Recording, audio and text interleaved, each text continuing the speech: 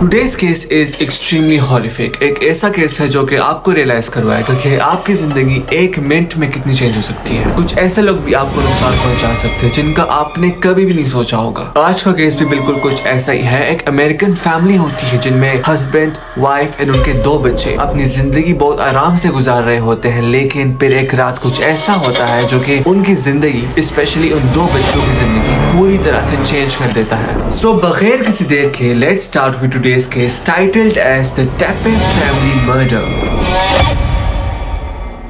30 दिसंबर 2025। ये दिन ओहायो की कैपिटल सिटी कोलंबस के लिए बहुत ही अहम दिनों की तरह शुरू हुआ था। बहुत ही ज्यादा ठंड थी, लोग अपने घरों से काम के अलावा बाहर बिल्कुल भी नहीं आते थे। कोलंबस में एक रेसिडेंशियल एरिया है जहाँ का नाम है वाइल्डलैंड पार्क। वाइल्डलैंड पार्क में अक्सर फैमिलीज रहते हैं, यहाँ पर स्टूडेंट्स रहते हैं। ओवरऑल ये एक बहुत ही खामोश और सुनसान सा इलाका है। मतलब यहाँ के लोग एक दूसरे से ज्यादा मिलते जुलते नहीं है। ये अपनी जिंदगी बहुत ही खामोशी से, बहुत ही प्राइवेटली गुजारते थे। इसी रेजिडेंशियल एरिया में एक घर था जहां पर Spencer Tepe and Monique Tepe अपने 2 छोटे बच्चों के साथ रहते थे। स्पेंसर टेपे उन छोटे बच्चों के फादर थे जिनकी उम्र 37 इयर्स थी और वो कोलंबस में एक प्रैक्टिसिंग डेंटिस्ट थे। स्पेंसर के कोवर्कर्स और उसके पेशेंट्स कहते हैं कि स्पेंसर एक बहुत ही रिस्पॉन्सिबल, बहुत ही काम और बहुत ही अच्छे इंसान थे। और मोनिक टेपे, जिनका मैंने अभी कुछ देर पहले जिक्र किया था, वो उन 2 बच्चों की अम्मी थी जिनकी उम्र 39 इयर्स थी। दोस्तों और रिलेटिव्स के मुताबिक इन दोनों की जिंदगी अपने बच्चों के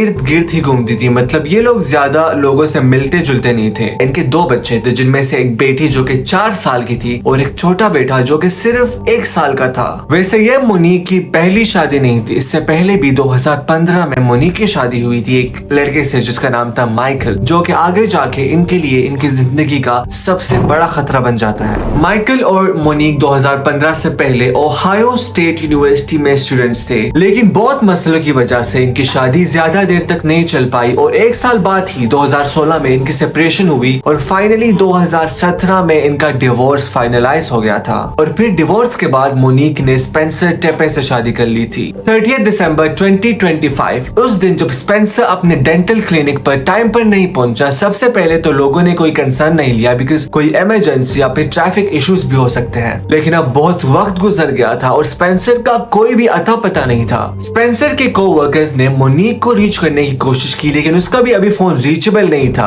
अब जब सुबह से रिपीटेड कॉल्स की जा रही है फिर भी उनका कोई भी रिस्पॉन्स नहीं है। यहाँ पर उनके कोवर्कर्स बहुत ही घबराहट में आने लगे थे क्योंकि नॉर्मली स्पेंसर ऑफ लिया नहीं करता था। अब जब बहुत ही ज्यादा टाइम गुजर चुका था तो आखिरकार उनके कोवर्कर्स ने पुलिस को कॉल कर ली थी। इसलिए कॉल नहीं की थी कि कुछ हुआ होगा, उन्होंने सिर्फ वेलनेस चेक के लिए कॉल की थी। कुछ मिनट्स बाद जब कोलंबस पुलिस डिपार्टमेंट के ऑफिसर्स वाइल्डलैंड पार्क के उस घर में पहुंचे तो बाहर से सब कुछ नॉर्मल लग रहा था। कोई मसला नहीं था, घर का दरवाजा बंद था, कोई जबरदस्ती के निशान नहीं थे। लेकिन जब ऑफिसर्स उस घर के अंदर गए और जो उन्होंने अपनी आंखों से देखा, मुझे लगता है वो इसे पूरी जिंदगी नहीं भुला सकते।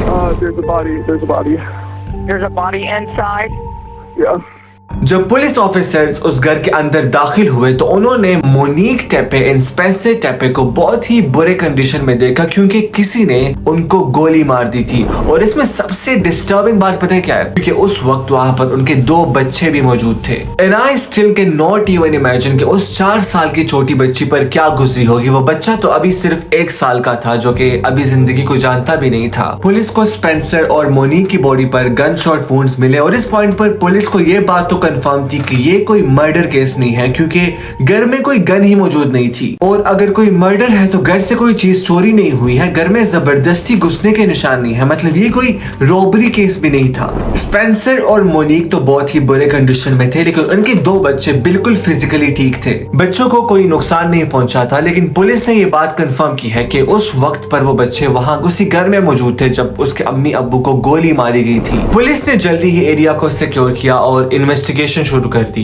इनिशियल स्टेटमेंट्स में पुलिस ने कहा कि अटैकर की घर में एंट्री जबरदस्ती नहीं लग रही। इसका मतलब यह हो सकता है कि अटैकर को घर में एंट्री बहुत आराम से मिली हो, कोई इजाजत देकर आया हो। मतलब वो उस अटैकर को जानते थे। शुरुआत में तो पुलिस ने किसी का नाम नहीं लिया क्योंकि किसी पर शक भी नहीं किया जा सकता था। अब जब किसी पर शक नहीं किया जा सकता, कोई सस्पेक्ट नहीं है, इसलिए अगले कुछ दिनों में ही कोलंबस पुलिस ने पब्लिक से मदद मांगी। सबसे पहले इन्होंने नेबरहुड में जो आसपास कैमरास लगे थे वो जाकर चेक किए और इनको एक बहुत ही मखसूस किस्म की फुटेज मिली जिनमें एक क्रीपी इंसान रात के वक्त उनके घर के आसपास वॉक कर रहा था। अब जाहिर सी बात है पुलिस ने इन पर शक तो जरूर किया, लेकिन ये तो बिल्कुल भी नहीं कहा जा सकता कि वही किलर है। यहाँ पर ये केस कंफ्यूजिंग होने लग गया था। अब मीडिया भी इस केस को कवर करने लग गई थी और जब उनके फैमिली मेंबर्स को इंटरव्यू किया गया तो उन्होंने भी ये बात बताई कि स्पेंसर और मोनिक के दरमियान उन्होंने कभी कोई मेजर कॉन्फ्लिक्ट इशू नोटिस नहीं किया था। इसलिए किसी को यकीन नहीं आ रहा था कि इतनी हैप्पी फैमिली के साथ ऐसे कैसे हो सकता है, वो भी सिर्फ स्पेंसर